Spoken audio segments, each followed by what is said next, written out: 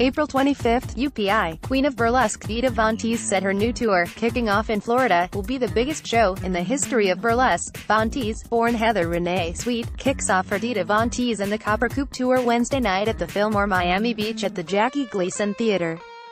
If you haven't been to a burlesque show, this is the burlesque show to see, Von Teese told UPI in an interview. It is the biggest touring burlesque show in the history of burlesque. The tour features burlesque performers from all over the world, including Gia Genevieve, Ginger Valentine, Jetta Dorans, Elia Rose. The show also features the work of Vontage dancers Alec Polinsky and Elia Martinez, as well as comedian Johnny McGovern. I cast people from all over the world, it's really the creme-de-la-creme of burlesque, Von Teese said. It's a fun variety show and it will definitely change your mind about what striptease can be. She said the show includes her first ever group number. People have never seen this in burlesque before, so I'm really excited for people to see it, she said. Von Teese, who began performing burlesque striptease dancing in the 1990s and is widely credited with popularizing the art form for modern audiences, said she wanted the new show to reflect the diversity of burlesque's performers and fandom. This show and the cast that I tour with has become known for the diversity in beauty and age and ethnicity and body shape and gender ideals, she said. Von Teese said such diversity has led to audience demographics that burlesque newcomers might find surprising, including the fact that the audience is predominantly female. I think a lot of people would be surprised to know that you won't really find a group of straight males there to wiggle chicks. A lot of women are very inspired by this kind of show that represents beauty and sensuality in more ways than we are used to seeing in modern media, Von Teese said. She said there are plenty of surprises in the show for her longtime fans as well, including a new version of her infamous martini glass dance inspired by vodka brand Absolute ELYX, which partnered with Von Teese for the tour. She said the tour marks the first time she has done a brand collaboration. I've always been reluctant to do that because I don't like brand collaborations that don't make sense, Von Teese said. She said the brand's aesthetic is what drew her to the project. They have this beautiful branding that is so elegant and sophisticated and gorgeous, she said.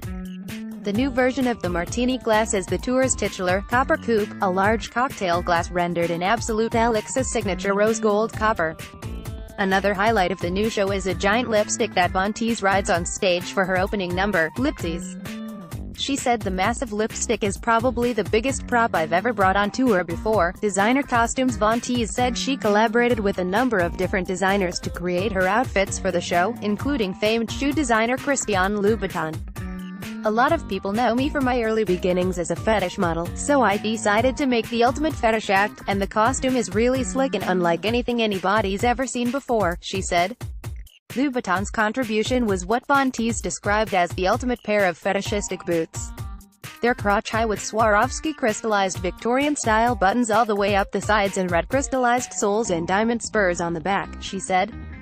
The boots are a tribute to fetish artist John Willie, who published Bizarre magazine in the 1930s and 40s.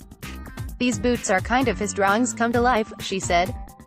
Von Teese said that aside from walking in those boots with the spurs and not kicking myself in the butt while I do it, her most complicated routine in the new show is a striptease performed with an elaborate costume.